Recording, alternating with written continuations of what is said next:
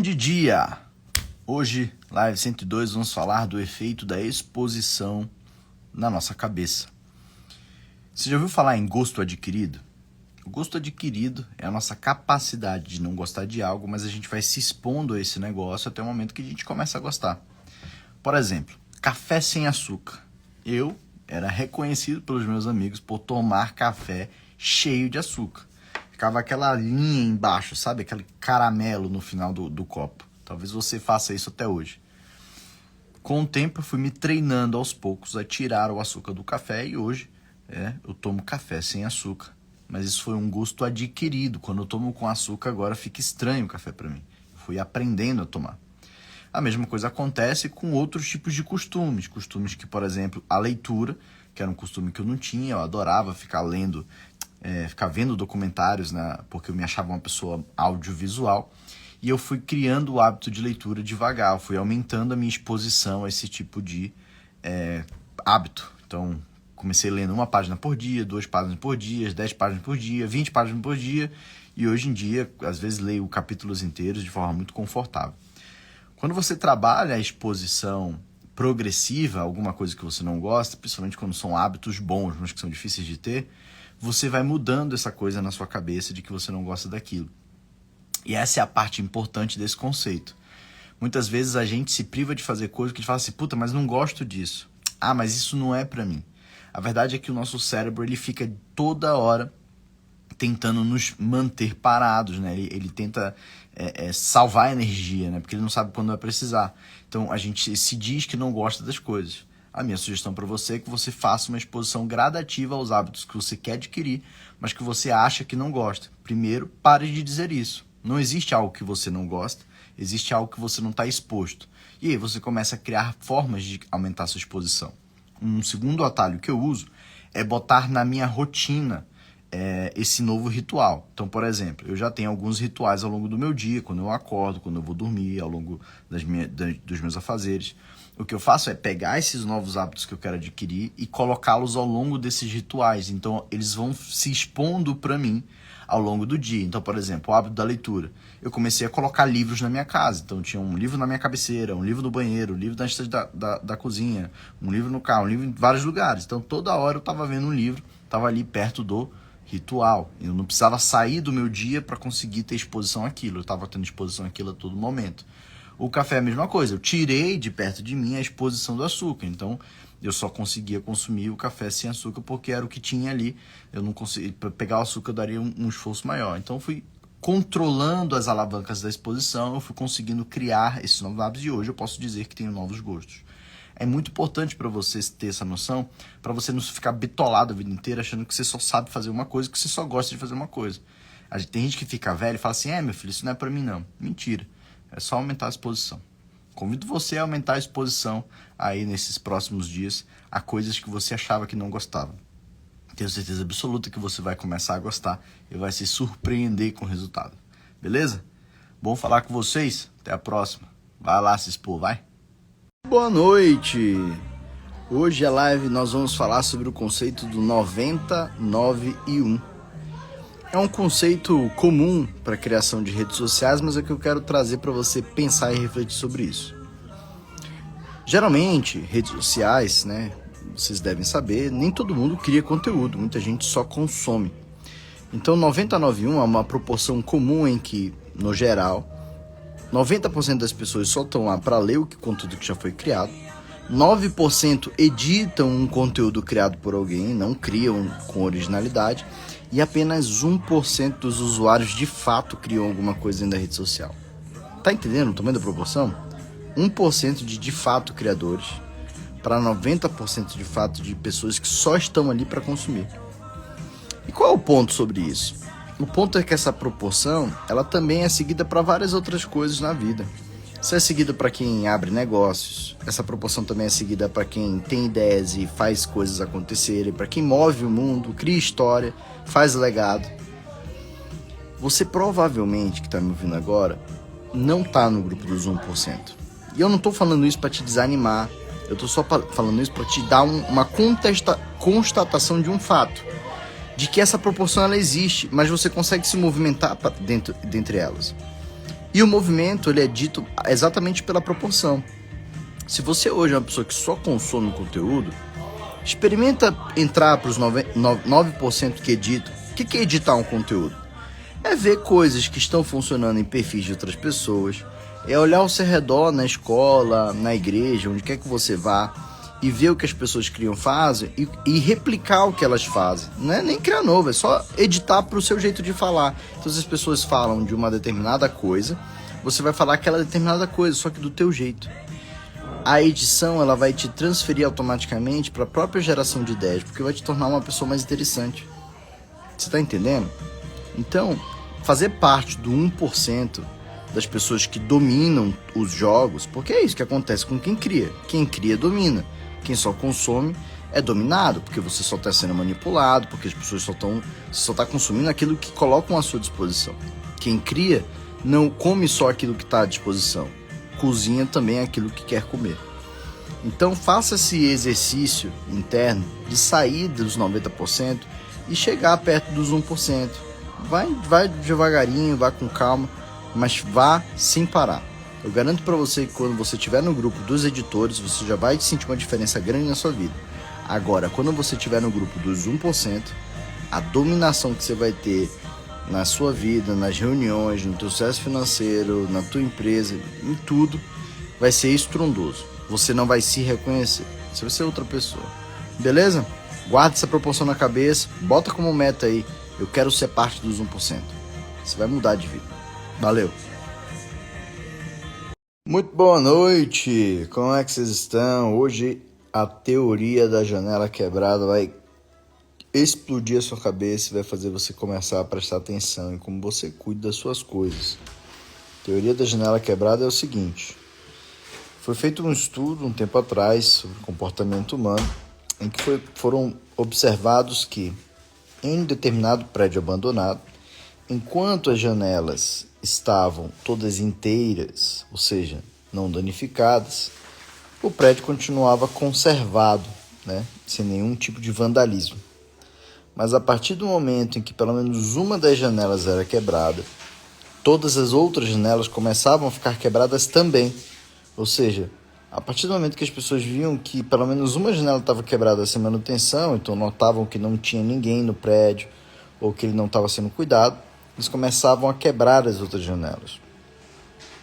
Isso revela muito sobre a natureza humana, mas isso revela também por que é importante você manter as janelas da sua vida sempre cuidadas. Por que uma pessoa com uma postura bem cuidada, por que uma pessoa que mora numa casa bem cuidada, ela costuma não ser vandalizada, porque as pessoas tendem a destratar e descuidar daquilo que já é destratado e descuidado. O recado de hoje fala sobre o comportamento em relação não a prédios, mas é que a gente às vezes se apresenta de uma forma descuidada e deixa com que as outras pessoas se deem o direito de não dar valor também. Esse é um estudo científico que existe de fato, não estou inventando história, e que mostra que às vezes se paga muito bem você cuidar das aparências e cuidar de como você se apresenta, na fala, no tom, na roupa. Maravilha? Teoria da janela quebrada. Lembra sempre, quando você vê aquela casa descuidada, quando você vê que você está descuidado, toma conta da vida aí, porque as pessoas vão jogar pedras em você e tentar quebrar o resto da janela que tem. Tá bom? Belezinha? Vamos nessa. Sabadão acabou.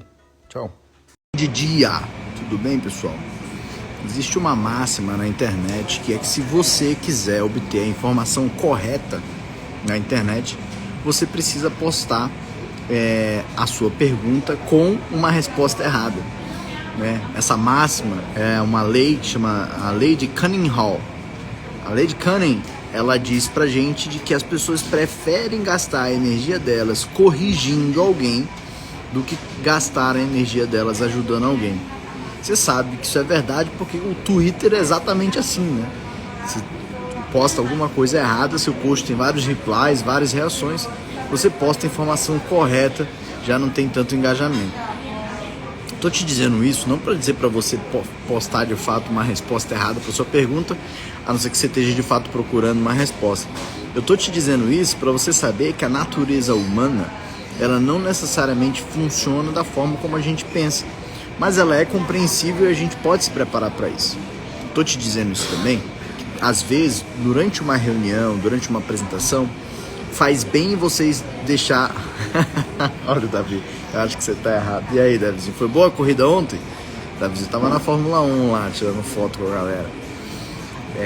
A lei de Cunningham, ela também serve pra gente se preparar para reuniões em que a gente precisa chamar a atenção da pessoa que está assistindo para algum lado da reunião. Então você coloca o que a gente chama de nariz de palhaço. O que é a técnica do nariz de palhaço? Você coloca dentro de uma apresentação longa algum erro tão óbvio, tão evidente, que as pessoas vão se preocupar tanto em corrigir aquele erro e discutir sobre ele, que elas vão não dar tanta atenção para as outras coisas que estão na apresentação. É um efeito do ser humano, a gente quer sentir que está corrigindo, a gente quer sentir que traz valor novo, né? Então fica a dica. Eu já usei a técnica do nariz de palhaço numa apresentação uma vez para um cliente. Eu estava desenhando uma operação para ele, uma operação muito complexa, e eu sabia, ele era um cliente que gostava muito de participar do planejamento da operação, mas ele não tinha muita experiência quanto a gente tinha. Então, uma parte pequena da operação eu desenhei com um erro logístico muito grande, e foi onde ele botou o olho e ele tentou corrigir ali, né, falando o que a gente já esperava que ele falasse em relação à correção. Se ele não tivesse corrigido, óbvio, a gente iria corrigir depois. Só que o resto da apresentação ele não opinou nada, porque ele sentiu que a contribuição dele já tinha sido dada. Então fica para você aqui que trabalha com design, que trabalha com clientes, que trabalha com apresentações de validação, se você quiser que seu cliente, né, ele não entre tanto nas partes que são importantes para você, faça isso. Por fim, para acabar essa história, quero contar a história de Michelangelo. Michelangelo uma vez estava fazendo uma estátua de um anjo, e quando o nobre que encomendou aquela estátua percebeu que a estátua estava ótima, mas ele queria contribuir, ele falou assim: olha, eu acho que o nariz está maior do que deveria ser. Michelangelo sabia exatamente que não estava maior, mas o que ele fez? Ele subiu na estátua, pegou um pouquinho de pó na mão, bateu e fez o pó cair como se ele estivesse batendo no nariz. E aí depois ele mudou um pouco a posição do nobre para assistir a novo nariz e perguntou: e agora o que você acha? Ele falou assim: nossa, o nariz agora está excelente. Ele não tinha feito nada. Ele sabia que o ângulo de visão, né, da pessoa que estava ali avaliando é que não estava correto. E aí com isso ele conseguiu preservar a estátua, né, e mesmo assim agradar o seu cliente. Fica aqui para você a sugestão. Espero que suas reuniões essa semana sejam belíssimas. Hoje é domingo, dia de planejar a semana. Vai planejar a semana. Boa noite, grande dia. Rapaz, a live de hoje quase não sai. Tá um furdunço aqui para conseguir conexão com a internet. Mas promessa é dívida, a gente mantém a lei aí. Hoje eu quero falar sobre sistemas complexos versus sistemas simples. A gente tem a tendência a atribuir a complexidade, a coisas caras, a coisas inacessíveis, valor. E a considerar que coisas simples, ideias simples, pensamentos simples, produtos simples, tendem a ter um menor valor.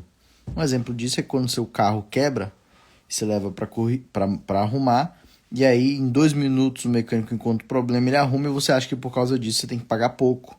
Você desconsidera todo o tempo que ele levou para pensar, né, e se preparar para aquela arrumação. Tem uma lei que se fala disso, que é a lei de Gall, né, Gall. Essa lei ela diz que nenhum sistema complexo que tem sucesso nasceu de um sistema complexo. Ele geralmente nasce de um sistema simples que teve sucesso e foi se tornando complexo.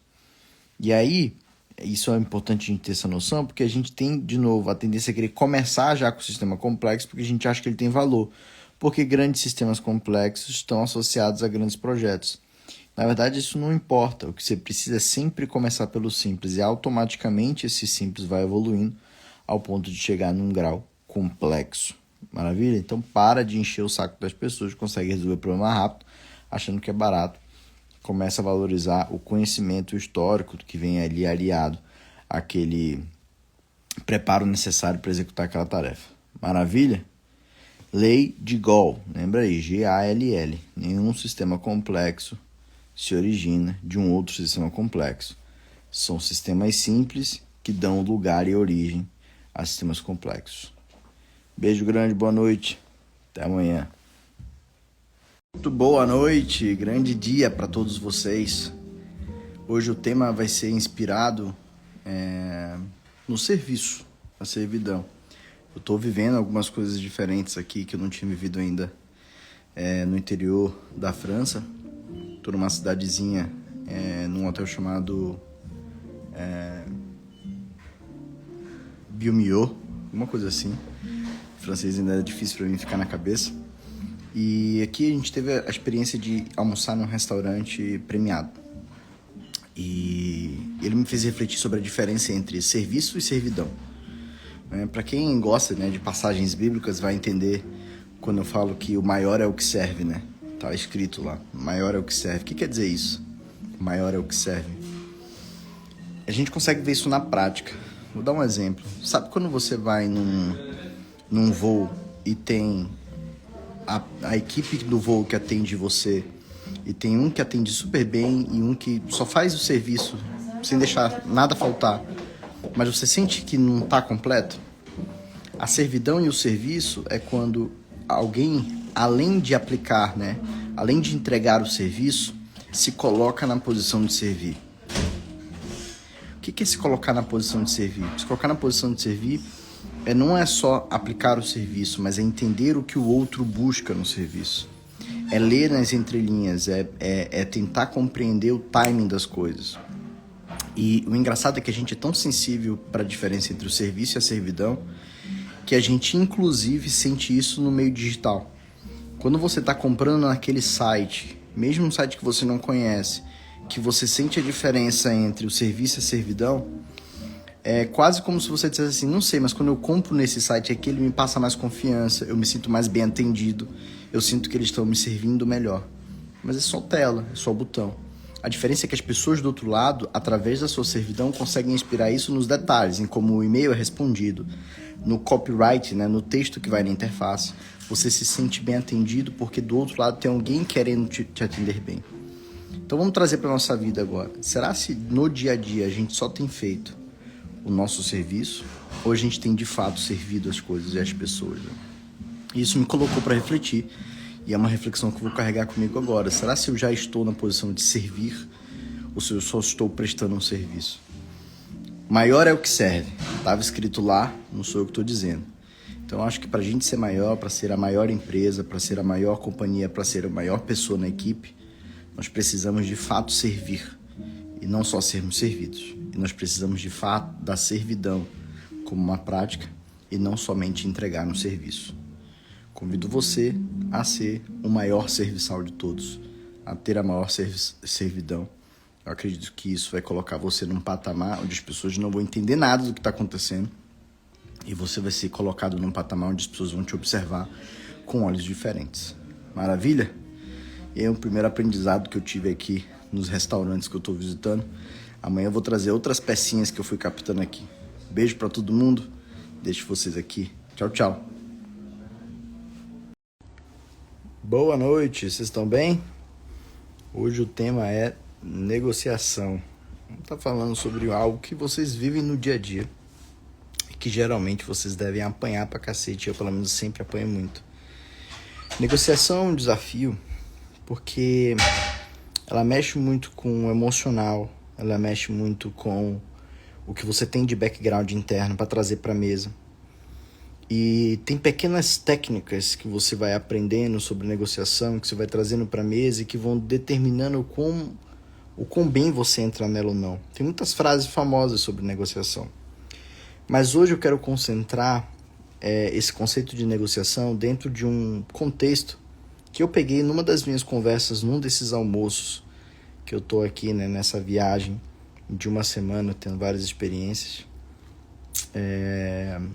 Um dos executivos, diretores comigo na mesa falou assim: cara, negociação, o segredo para você entender o que é negociação é que negociação não é o confronto. Negociação é a distribuição de interesses. Você tá entendendo? Não é um cabo de guerra, é distribuição de força. O objetivo não é puxar para o outro lado a pessoa de forma completa. mas é distribuir a força de tal forma que fique leve, para você conduzir o cabo para o ponto de equilíbrio. Por que é importante entender isso? Porque muita gente entra na negociação tão envolvido, achando que para ganhar a negociação, já usa a palavra ganhar, que está errado, mas para ganhar a negociação, você precisa imprimir força, você precisa mostrar força, você precisa ser valente. Mas não é sempre assim. Existem negociações para ir para o confronto.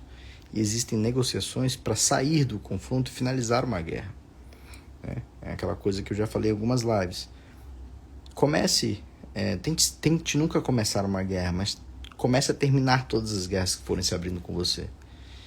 E na análise dessa batalha, desse conflito, não deixe de levar em consideração o que o outro lado quer. Muito pelo contrário, muitas vezes é entendendo o que o outro lado quer que vai te aproximar de concluir a negociação para perto do que você quer.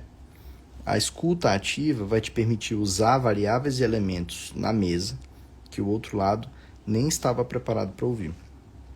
Existem muitas técnicas atreladas à negociação. Por exemplo, você nunca pode ir para uma mesa de negociação sem ter nada para oferecer, só ter algo para pedir. Você também não pode ir para uma mesa de negociação totalmente envolvido emocionalmente com o problema, porque se no caso contrário você estará muito sensível. Então existem várias técnicas, mas antes de todas as técnicas, sempre vá para a mesa com a vontade de terminar distribuindo os interesses. Não puxe todos para você, mesmo que o que você está colocando na mesa não pareça tão importante para você, porque às vezes para o outro lado tá bom? Vamos melhorar as negociações e transformar o mundo num mundo mais produtivo e tirar projetos da gaveta. Tenho certeza absoluta que você vai tirar mais proveito da vida e dos negócios que você vai fechar daqui para frente. Beijo grande, faça bons negócios, comece a olhar para o outro lado. Certeza absoluta que tudo vai dar certo.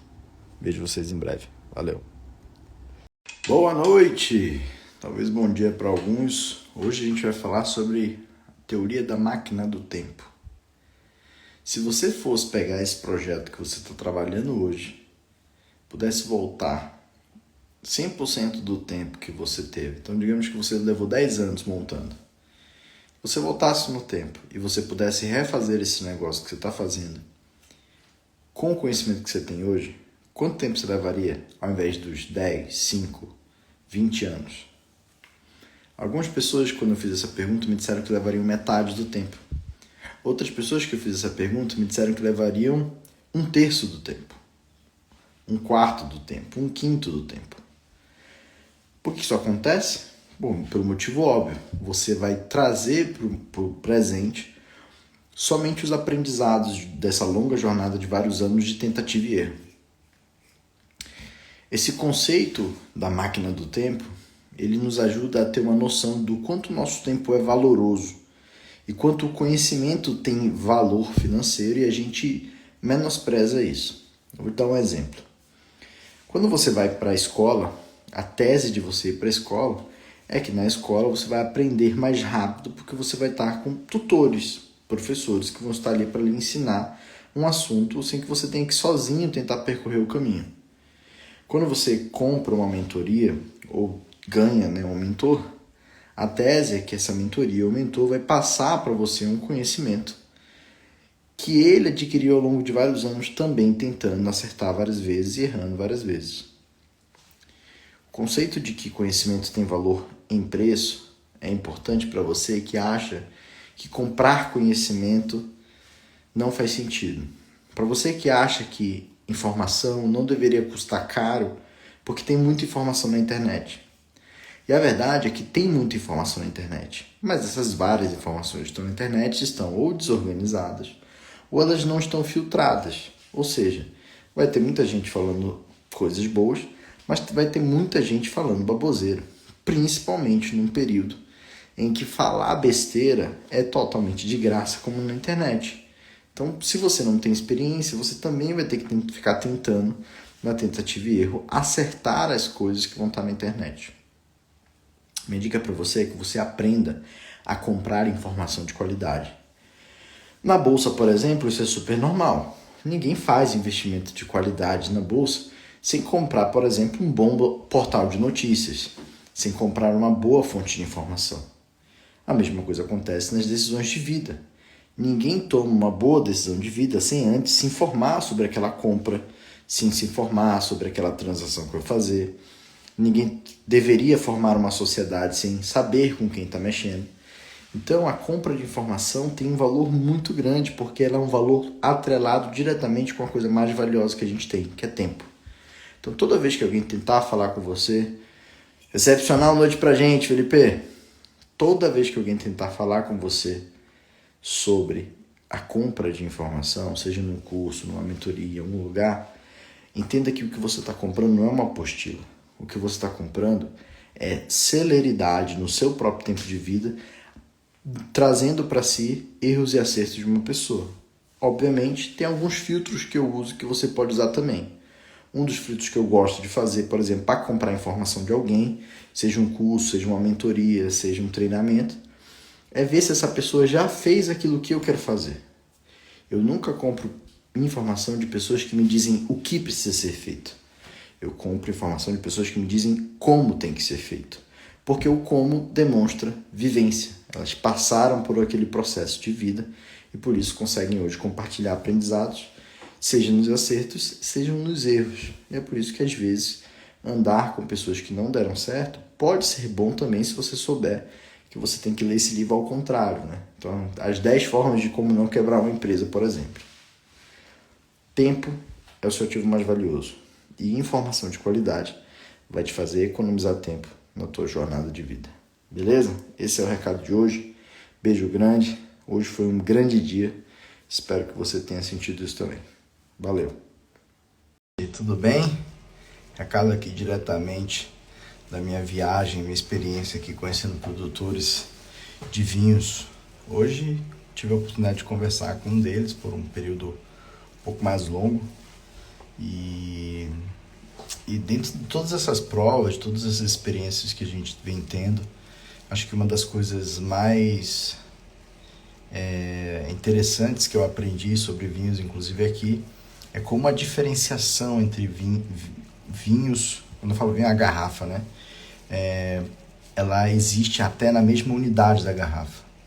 Não necessariamente vinhos do mesmo produtor e da mesma uva e da mesma região vão ser iguais, inclusive em relação a distanciamento de solo. Às vezes a diferença do vinho, da identidade dele, nas notas, no aroma e tudo mais, vai ser por questão de metros.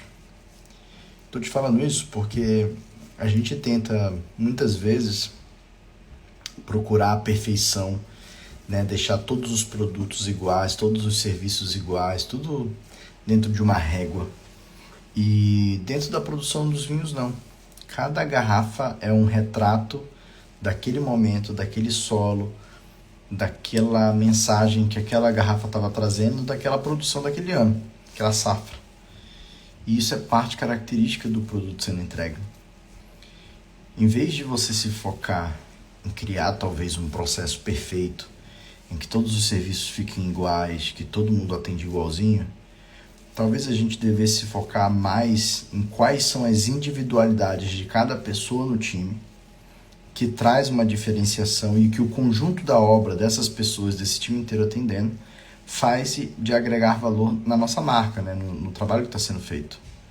Em vez de procurar a perfeição dentro da sua linha de produção, dentro do seu time, procure atender bem o cliente e use as diferenças entre as pessoas na equipe como um diferencial de mercado. Como para cada tipo de problema novo a ser resolvido, uma habilidade diferente será necessária. Então, dedique para cada tipo de problema aquela habilidade. Quando as empresas hoje em dia falam de diversificação de times, eu sei que esse tema está ficando sendo muito explorado por diversos motivos. Né? O tema de, vamos ter uma diversidade no time.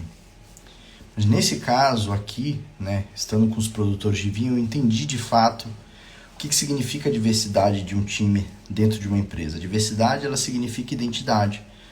A diversidade, ela significa ter características diferentes, com histórias diferentes, com repertórios diferentes, que vão soar no seu cliente de formas diferentes. Então, vão ter clientes que vão preferir falar com determinadas pessoas do seu time, Vão ter clientes que vão preferir determinadas formas do serviço agregado. Então, busque valor na diferenciação. Não ache que é preciso padronização perfeita para as coisas caminharem bem. Maravilha? Beijo grande. Vejo vocês em breve. Tchau, tchau.